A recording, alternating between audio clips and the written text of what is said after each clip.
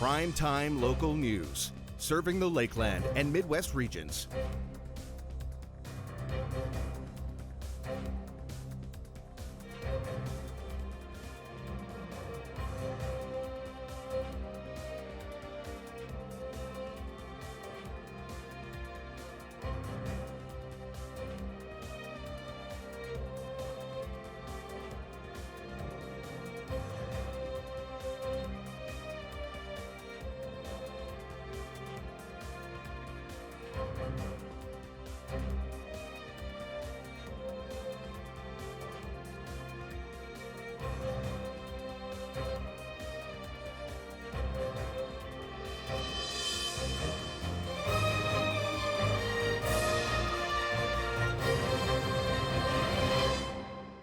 City Council continues to debate the Lloydminster Place Arena project. This week they saw 3 different options, all with different price tags. Reese Andrews has more. Lloydminster Place, a brand new event area for residents and visitors of the border city, would include multiple ice rinks, 6 slow-pitch ball diamonds, as well as a space for the city to host concerts and entertainment events. The facility would accommodate Lloydminster's growing population and would replace the crumbling Civic Center. Because of the Civic Center's current state, to spend money on that facility would not be good value for the taxpayers of this city or anyone else. So that's why the whole idea of considering a new Lloydminster Place has come forward. As a home of places to go for entertainment, for recreation, it will be superb. It will have the ability to host events that we haven't been able to host again, such as the Pinties, as we talked about during the meeting, because of the roof layout and structure. We hope to be able to host a numerous number of events that we currently can't host in this city at the facilities that are present today. Administration presented council with 3 funding options for the Lloydminster Place, including a build-as-is option, a twin arena redesign, and an event center only option. The cost of the facility with these 3 options will remain between $81,000 to $102 million, with anywhere between a $2 million to $16 million funding gap. There's a few unanswered questions about grants right now. There's a few unanswered questions about how we're going to make up that funding gap and whether there's additional government grants we can chase through the Alberta government or through other levels of government. Until we get some grant funding, I am personally not in a position where I'm going to say, yeah, let's go ahead with this one way or the other. It's a tough thing. When I talk about it being generational, we talk about generational borrowing, 30 or 40 years worth of borrowing to pay for something like this.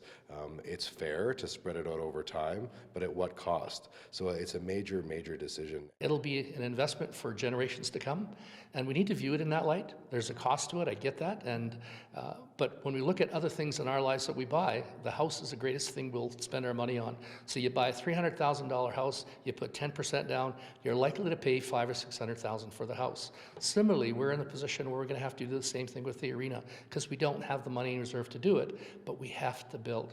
The proposed Lloydminster Place design options and budgets will be voted on by Council February 27th, 2023. Reese Andrews, Primetime, Local News. Holy Rosary High School showcased an exciting achievement that's been a long time in the making. The school's expansion project has been revealed with the official ribbon cutting, and our Shelby Clark says both staff and students couldn't be happier. Here's this week's Beyond the Classroom.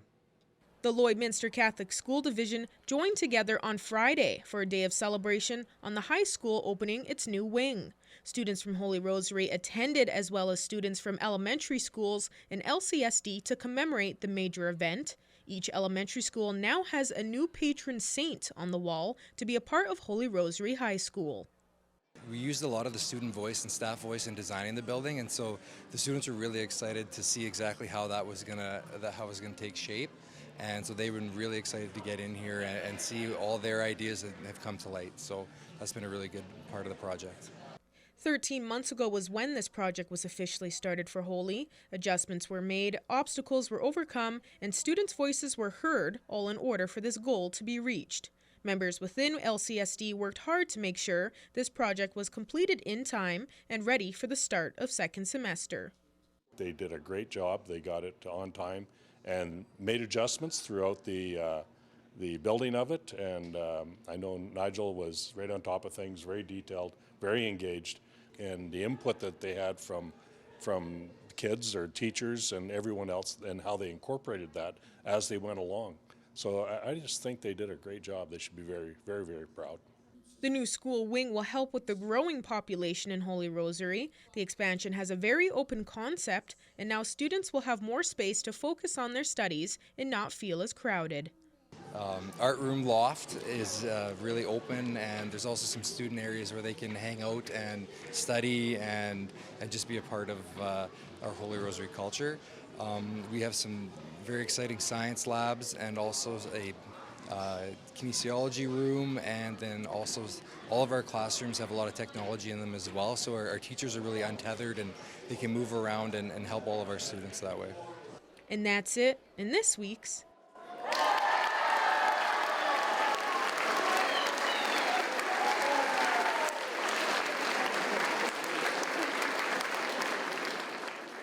Beyond the Classroom. At Lakeland College, our students go beyond the classroom for immersive, hands-on learning experiences. It's about experiencing the real world, because the real world doesn't wait, and neither do we. Local students were able to take a different kind of phys ed class this week. Our Zach Kenny brings us more. Lloyd Comp High School students were taken out to the Lloydminster and District Fish and Game outdoor range for a change on a normal phys ed class. These are two of my Wellness 10 classes, so basically phys ed, and we did this prior to COVID, and it was really successful, so we wanted to bring it back to kind of get kids out in the winter weather, enjoying it, get outside, because we do live in Alberta, but also bringing in our FNMI culture and introducing students to that. Students got to try out many activities that they couldn't at school, including Indigenous games and bannock making. Right now, some kids off to the side, they're playing Snow Snake, so it's an Ojibwe game. It's basically throw a stick along the ice to see how far you can get it. And then they get to go snowshoeing. And then inside the building, in partnership with Lloyd Fish and Game, kids are learning some archery skills. Lloydminster and District Fish and Game Outdoor Range also has archery teachers on site for students to learn the skills while also being as safe as possible. Yeah, our board of directors for the archery club come out and supervise on Tuesdays and Thursdays, and then I do quite a bit of the instructing for school events and events like this, but we've got other people within the organization coming out tomorrow also. The feedback they receive from students and parents on trips is overwhelmingly positive, and that goes for other schools around the area as well. Before COVID, we had quite a few come out at different times, and then COVID hit, and guess what? That just slowed right down, and now we're getting back into it, so we're very much looking forward to this. We have schools from other surrounding areas come in too, like Marwayne, Kitscotty, and we've had different organizations come in and actually do some archery also. Lloyd Composite hopes to keep coming out to provide some connection between students and Indigenous heritage, while also keeping kids engaged and interested with fun activities. Zach Kenny, Primetime Local News.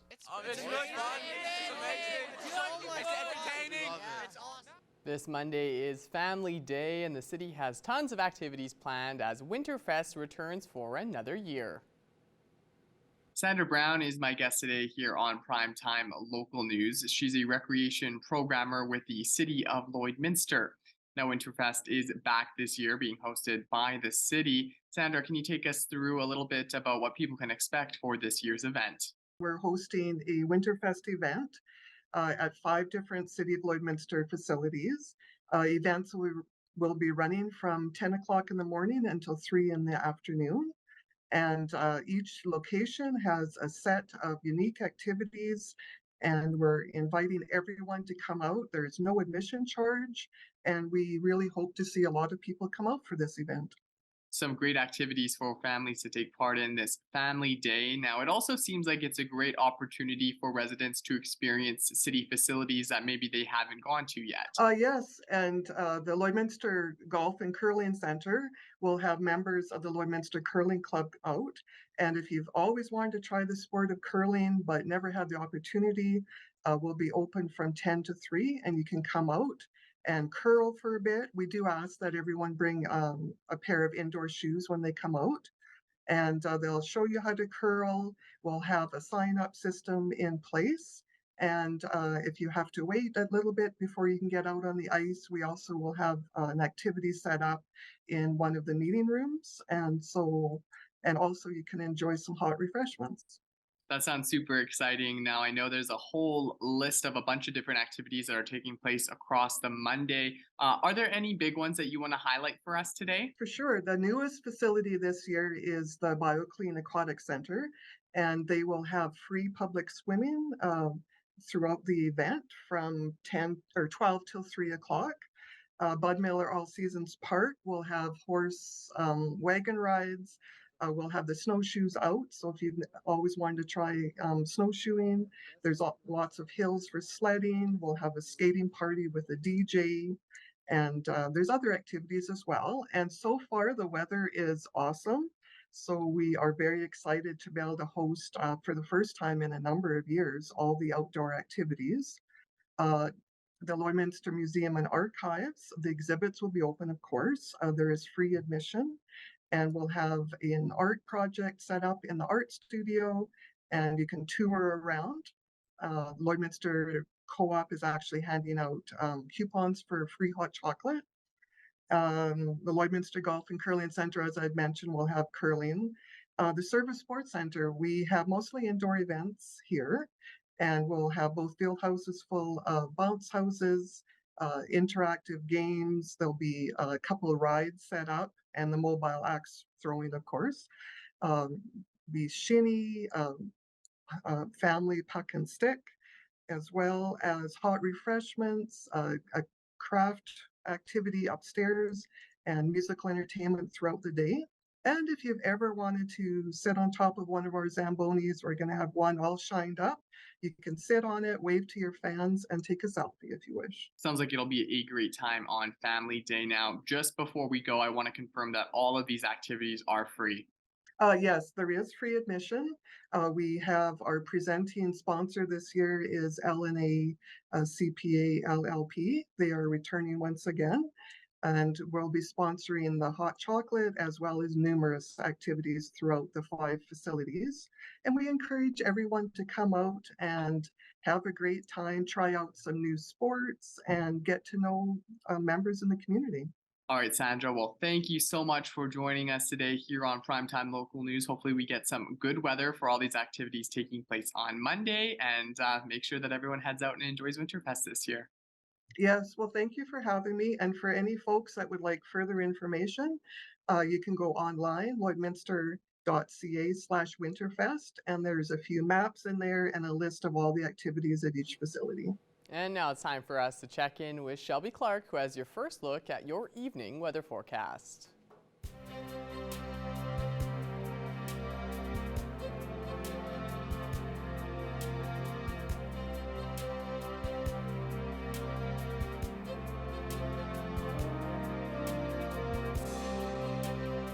Thank you so much, Mr. Jace Mackey. Yes, now taking a first look at your weather forecast. Unfortunately, for the past couple days, that is continuing into today. We are just sitting at -14 here in the border city. With that wind chill, we are feeling past that -20 points. So definitely have cooled down for today and haven't been seeing too much sun peeking behind those clouds. So we definitely have been seeing those winter days, I would say, those winter temperatures for the past couple days. Although we will be warming up tomorrow and kind of continuing that into the weekend. So please make sure you are layering up and still enjoying your day out there. But, you know, we will be seeing some warmer temperatures coming up ahead for the week. Looking at our school day forecast for tomorrow, as I was saying, we will be slightly warming up for tomorrow. Starting off in the morning around that 8 a.m. time, that will be starting off pretty cool around -12 degrees for the kids. As they head into the school day, it will be warming up drastically as they go throughout the day. Still seeing some cloudier conditions for tomorrow. They'll be hitting that -6 point around lunchtime, and by the time the school day is out, it will be at that -3 area. So will definitely be a nicer temperature by the time they head out for the day after school. By the compared to when they get to school, it will definitely be a switch up in those temperatures. Switching over to temperatures across the region for Alberta and Saskatchewan. On the Alberta side, sitting right now, most spots are seeing those double digits. Besides Edmonton, of course, beating out everyone once again at -5, seeing that single digit. The rest are seeing well past that -10 area. -10 and -11 in most areas over on this side, while we go a little bit higher higher up, they start to cool down from there. Minus 13 in some spots with St. Paul and Marwayne. Looking at minus 12 for both Bonnyville and Lac La Biche. And we go over in Cold Lake, and they're just sitting at minus 14, matching with us here in the border city. Going over to our Saskatchewan side, they definitely are seeing some cooler temperatures compared to our Alberta side, as they are seeing those double digits, although getting closer to that minus 20 degree area.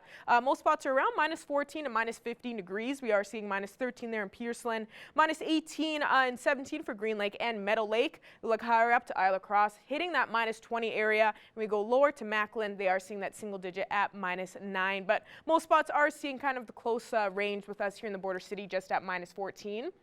North Battleford will be going down to low of minus 22, so definitely cooling down for our evening lows. We will see those, start to cool down way more than what we have been seeing for the past few weeks through January and February. So we are going to be seeing those cool evening lows make their way back. North Battleford will be seeing that minus 22, and with that wind chill feeling closer to that minus 25. For their daytime high for their Thursday, they will be looking at a nice temperature with minus 5 and seeing a mixture of some sun and clouds. So expected a beautiful day for North Battleford, a nice break from what they were seeing today. Looking at Cold Lake, they will be going out to low of minus 21 for their evening low. So seeing past that minus 20 area, cooling down quite a bit. Make sure to probably plug in those vehicles just to be on the safe side. Then looking at a daytime high of minus 2 tomorrow and seeing a mixture of some sun and cloud. Probably see more cloudier conditions, but only one can hope. And for us here in the border city, we will be going out to low of minus 18, so not quite hitting that minus 20, although with that wind chill, we will be feeling around that minus 25 area. Then for our daytime high tomorrow, as I was saying, minus 3 for our daytime high, and we will be seeing a mixture of some sun and cloud. A slight breeze in the morning, but definitely seeing a drastic change tomorrow than what we saw today. And now ending off with a couple weather photos. Thank you to everyone that submitted to our Facebook page. You can continue to do so. I will use them. Thank you for this beautiful shot here. Love seeing the colors in the sky, especially when it's that dark out. Really nice. There's a gorgeous one from Stacy. Thank you so much for these gorgeous weather pics. That's all I have for now, with more coming up after the break.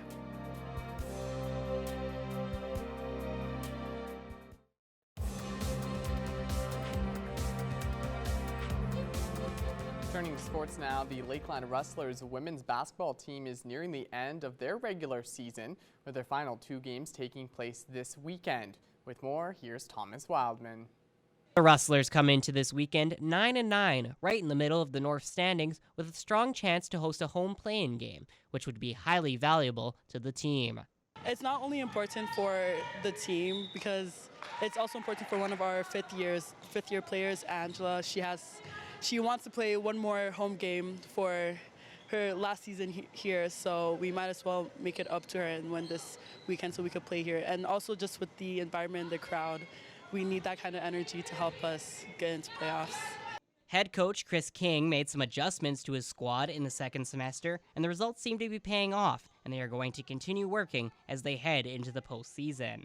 Yeah, we were very guard heavy in the first semester. We've really switched our focus to our forwards, so we're playing a little bit different style of basketball. It's paid off so far. We are pretty physical. We're a very good rebounding team.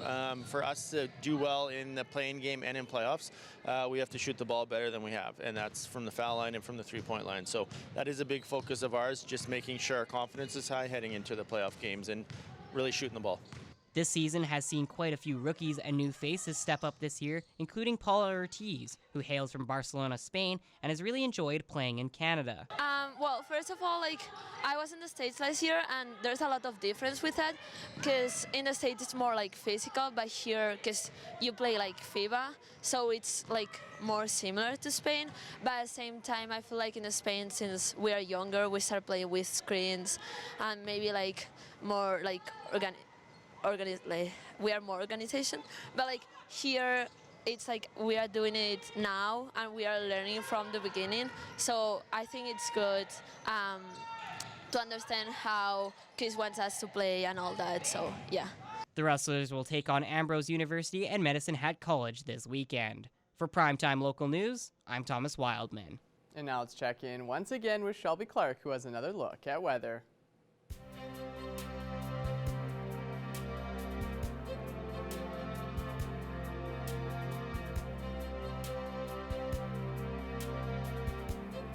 Thanks again so much for that intro, Mr. Jace Mackey. Yes, now taking another extended look at your weather forecast. We'll be starting off with our central zone of the provinces. On the Alberta side, we have warmed up slightly in some spots, kind of Shockingly enough, we were seeing a lot of those minus areas yesterday. Some spots are now seeing those plus temperatures. 0 in Edson, while it is 2 over in Jasper. Of course, the rest are in those minus areas, but still seeing those single-digit areas.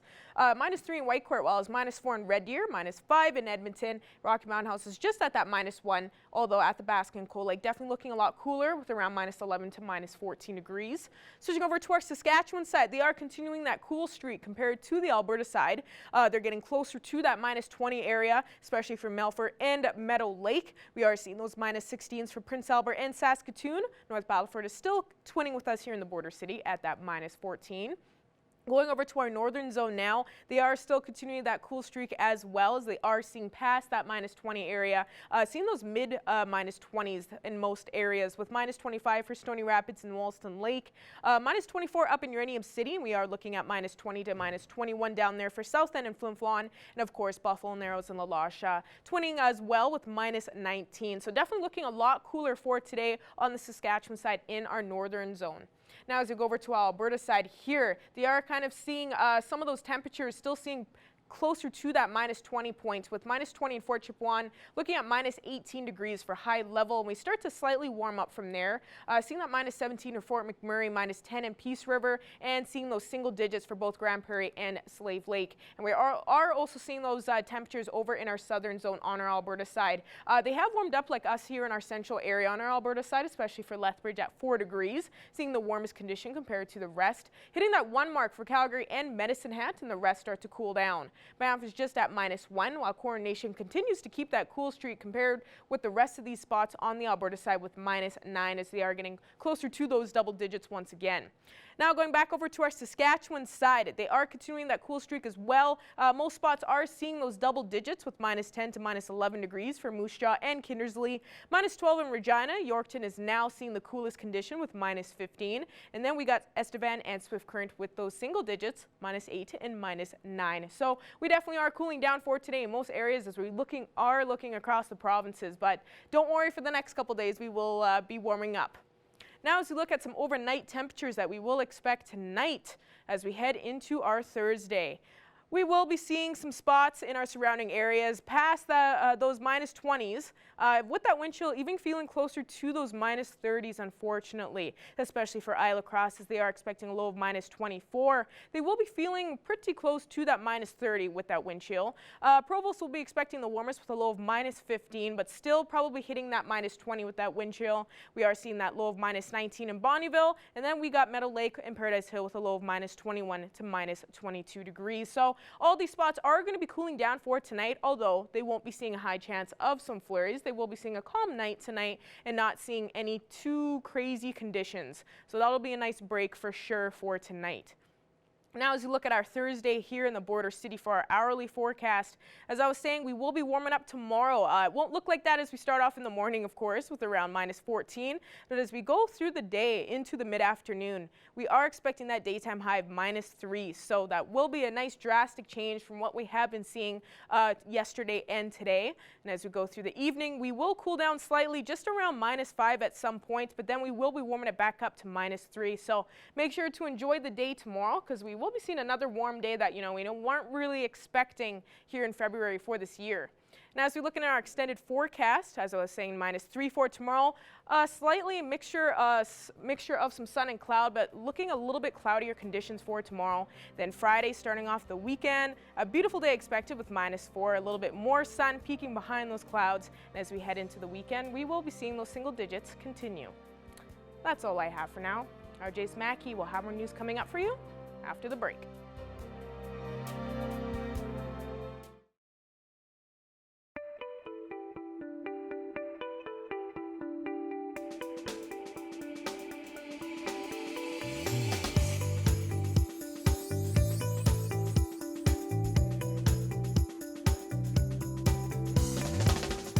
Well, it's that time of the week again. Stephanie Dobson is with us. Stephanie is a lawyer and mediator here in Lloydminster at Henke Divorce Law and Mediation. And it's time for another episode of Healthy, Thriving Family After Divorce. So, Stephanie, we've kind of been talking about preparing for a divorce and separation. And this week, one of the things we're going to focus on is disclosure. So let's just start right at that. Stephanie, what do you mean by the term disclosure? So disclosure is really just the process of providing information and documents to your lawyer or mediator, so to your divorce professional. So when you ask sort of what kind of documents would they be, they'd be in 4 categories. So income, expenses, assets, and debts. So in a separation, one of the most important things in order to arrive at resolution is to be fully informed. So how do you get fully informed? You have to exchange those documents. So some people generally know kind of what's in each other's bank accounts and kind of how much each person has earned. But in order to actually get to that resolution, you actually physically have to exchange those documents. And that's what's called the disclosure process. So what types of information, Stephanie, and documents can actually be exchanged as they go through the process?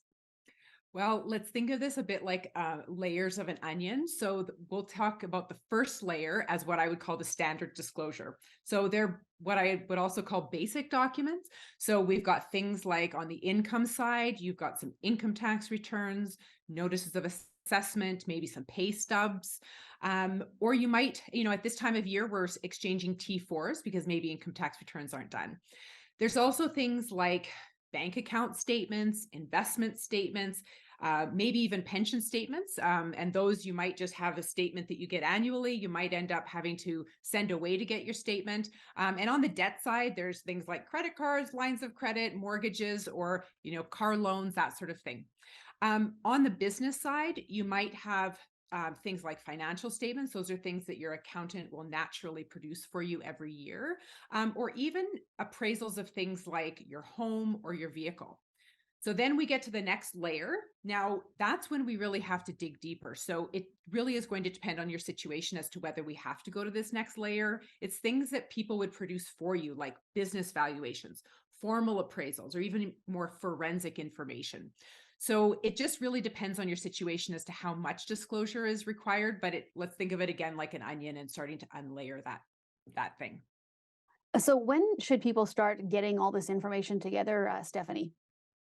Well, some of it is going to depend on how much financial management you already have in your family. So you might be the one that always keeps the statements and collects them. So it's going to be very easy for you. And some people really might be very uninformed. And so it can be harder. And so it's more time consuming.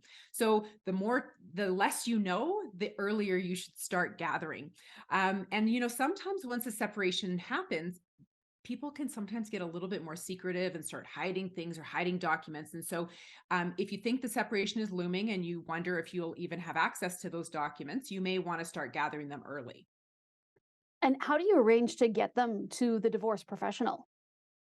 Well, of course, there's lots of ways. The easiest one and the sort of the most old school one, we'll call it, is physically delivering paper to your lawyer or mediator's office. Okay, now that's obviously really easy. Now, most law offices will charge you for photocopying or scanning those documents. Even if you say, don't worry, you can keep them, they may have to get them scanned into their system. So in our office, we always prefer to receive things electronically, whether it's by email or even we use a client portal through our document management software. Really easy. People can even scan in directly through an app on their phone that's free that allows them to scan and send in to us. And so for that, we don't charge clients when we receive things electronically. And it sort of also encourages people to send things so that it's easier on our end to manage the documents. All right, Stephanie. Well, thank you so much for joining us once again. And we'll be back to chat with you next week. Great. Thanks, Stacey.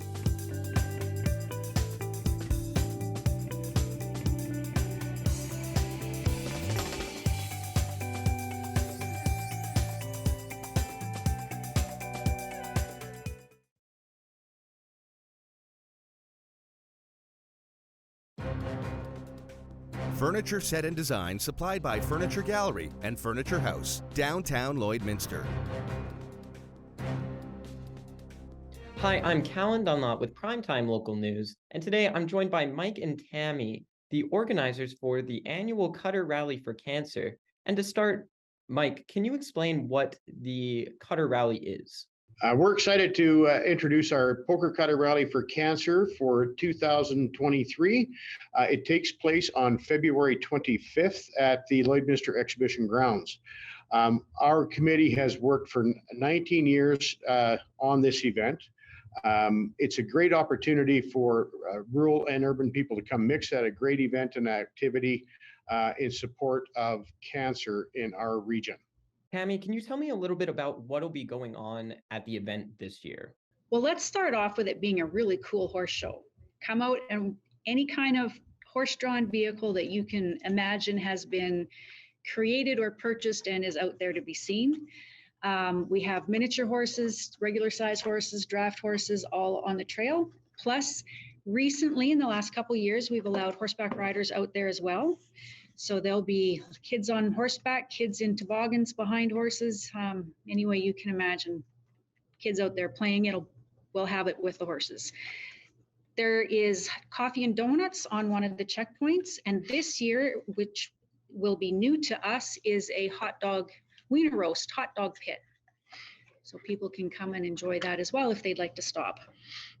We will have bunkers out there that people can tie to if they want to stop and have a hot dog, so it's safe and hands-free. Okay. What else do we do? We have entertainment in the afternoon, old-time country music people can sit and listen to. And then at 5 o'clock is supper. So supper will be when we draw all of our prizes and announce who the winner is of the cutter. Mike, can you give a little more insight on how people can participate this year? There's a few ways that you can participate within the event. If you have a friend that's got a horse and sleigh that you can jump on with them and they'll take you down the trail. People can come and can either buy a ghost hand where they can contribute to the event, and they can either come and roll themselves by 2 o'clock that day, or our committee will roll on their behalf. They can buy a participant ticket and come and roll on their own behalf by the time 4 o'clock the trail closes. So there's many ways that people can come and participate without even being on the trail. We do have a viewing spot set up where people can also come and watch the horses and cutters go out onto this trail, which is set up at the north end of the racetrack on the exhibition grounds. They would just come in the 57th Street entrance and proceed around by the two J.C. Tucker barns. And there's a spot there where they can see the horses and sleighs go out. And they can also come, and if they buy a ticket to participate in the event, they'll be part of the banquet that we have in the evening as well. So there's a few ways that they can participate in that basis. With this being the 19th annual Cutter Rally, Tammy, can you go into a little bit about the history of the event? I was one of the original members of the committee, and Mike has been a huge help with us when we were originally developing it. So what happened is one of our committee members lost a very close friend to cancer. And that was with the East-West chapter of the Alberta Carriage Driving Association. And we were also wanting to connect with other driving members of the community. So we were combined driving, but we wanted to connect with the Miniature Horse Club and the draft committee. Can you speak to how you guys plan to evolve the event as the years go on? There's some other opportunities that people can work with our committee to fund and help support the generation of revenue for this event. We've established a corporate donor program to support a couple of new initiatives that we started last year. Last year, we had a bursary for nurses to apply to continue their professional development to support the cancer ward at the Lloydminster Hospital. So we're looking to add to that bursary so we can continue that opportunity for nurses for many, many years on behalf of our committee and donors. We are looking to establish a scholarship fund for nurses to enter into the nursing world and also focus on the oncology department. We also will also go towards additional equipment purchases that the hospital needs for the cancer ward, as well as we'll continue to support to Haying the 30 with a donation from our committee as well.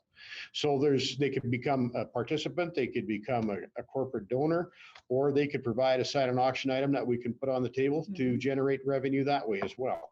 So the whole intent of this event is to generate funds to support cancer care in Lloydminster, in area. All right, thank you both for taking the time to talk about this event. I really appreciate it. Thank you, Caitlin. You bet. Thank Okay, you very take much. care.